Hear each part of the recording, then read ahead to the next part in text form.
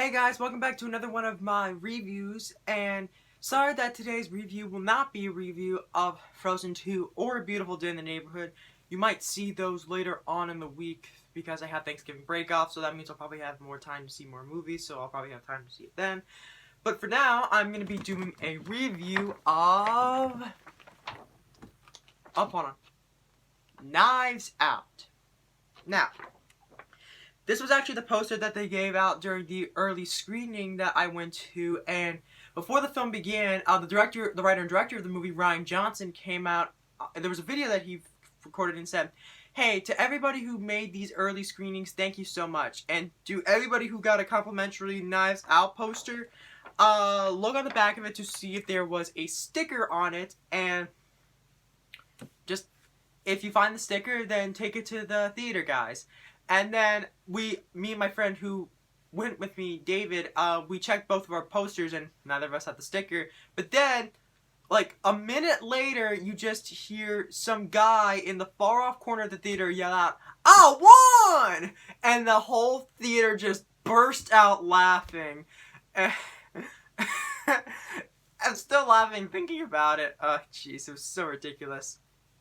But yeah, Rian Johnson, he of course wrote and directed this, and he also directed a lot of other movies too. Like, he did a movie called Brick. There was a movie he did called Looper, which had Joseph Gordon-Levitt and Rose Willis in it.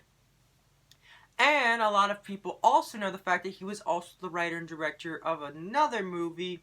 This time it was a more big-budgeted, huge film, because he was the writer and director of Star Wars: The Last Jedi. Now, I know a lot of people did not like The Last Jedi. I personally did enjoy Last Jedi.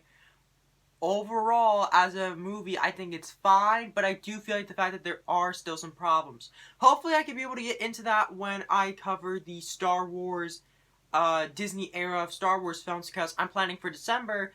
I'll be in the anticipation of Rise of Skywalker. I will be talking about each different period of Star Wars, being the classic original trilogy, the prequel trilogy, and then eventually the Disney era of Star Wars films. So Force Awakens, Last Jedi, Rogue One, and Solo.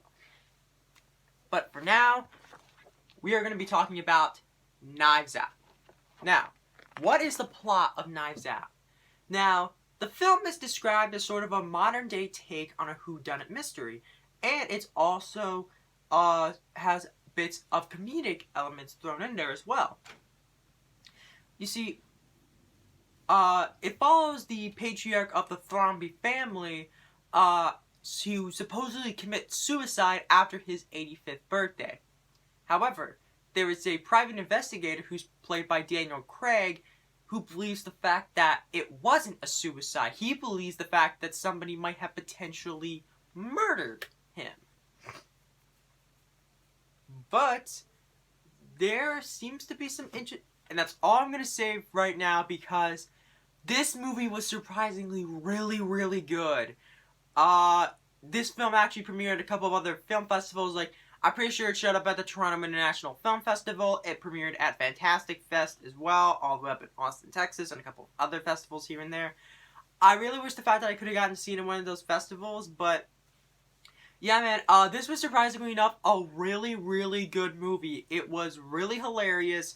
It very much felt like a throwback to one of those classic whodunit mysteries like Murder on the Orient Express or Clue, which before I went to go see the movie to get myself in the right frame of mind, I actually watched Clue for the first time with Tim Curry and Christopher Lloyd. It's great. But yeah, so the film is really, really good. And hold on, let me just name off some of the people that are in this cast. You got Daniel Craig, Chris Evans, Ana de Armas, Jamie Lee Curtis, Michael Shannon, Don Johnson, Toni Collette, Lakeith Stanfield, Katherine Langford, Jaden Martell, and Christopher Plummer. This is probably one of the best ensemble casts I've seen in 2019. Like, the amount of names that they got for this film is amazing. Daniel Craig plays a Southern private investigator And man, he is really able to sell it. He surprisingly did a really good job with that southern accent, even though he's British. But yeah, he definitely did a really good job playing the role of the LeBlanc, or I think that's his name. He's the private investigator. And on a day, Armas did a good job playing Martha. She was the caregiver for Christopher Plummer's character, Harlan Thrombey, he was a famous horror author who would write several books, and she was his caretaker. She does a really good job too, as there needs to be somebody that you need to be able to follow with these kinds of situations, and she's the one that you're following, and I think she does a really good job. If I remember correctly, I think she was in Blade Runner 2049, and I think she did a good job in that film too. And also, Chris Evans does an incredible job playing Ransom Thrombey, as he is just an absolute jerk. Like, this is supposed to be Chris Evans' first movie post-Endgame, so after he's done playing Captain America, this is his first one that he's done, and he's surprisingly able to play a jerk character really, really well. He definitely gets a lot of the biggest laughs in the movie, and yeah, he's definitely did a really good job. The entire cast actually does really good with the material that they're given. Although, I do feel like the fact that one of the sort of mini criticisms that I have with the film is that it feels like some of these characters were here just so that way they could sort of be the butt of the joke. Like, for example, Jaden Martell's character, he's constantly glued to his phone the whole time, and he's been described as a internet troll, which Rian Johnson actually got inspiration for that character based off of the fan backlash that he got from Last Jedi, so at least that went to something useful, at least.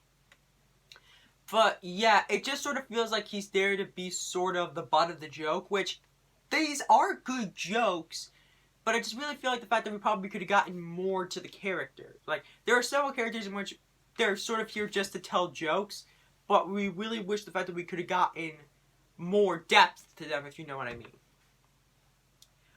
And also, there's a lot of really interesting callbacks that they do. Like, there are several lines of dialogue that will be said in the movie, and then later on in the film, when you think, why on earth was that said? It actually has clever payoff. It actually does pay off really, really well. But yeah, it is definitely a really good time at the theater. I highly recommend that you see it when, I highly recommend that you guys see Knives Out when it comes out on Wednesday, because AMC, the theater that I went to, had early access screenings on the 23rd and the 22nd of November, and then eventually they'll have, you know, like, more screenings, like, it'll have a wide theatrical release starting on the 27th. So yeah, I do highly recommend that you do see this movie. Really great cast, the direction and the writing is really great, really witty, really clever dialogue, and the direction is also really well handled. The cast, of course, does a great job, and overall, I think it's just a fun time at the theater. So I'm going to give Knives Out an 8.5 out of 10. So this might be close to being my favorite film from Rian Johnson. I might have to watch his other movies just to be able to make sure.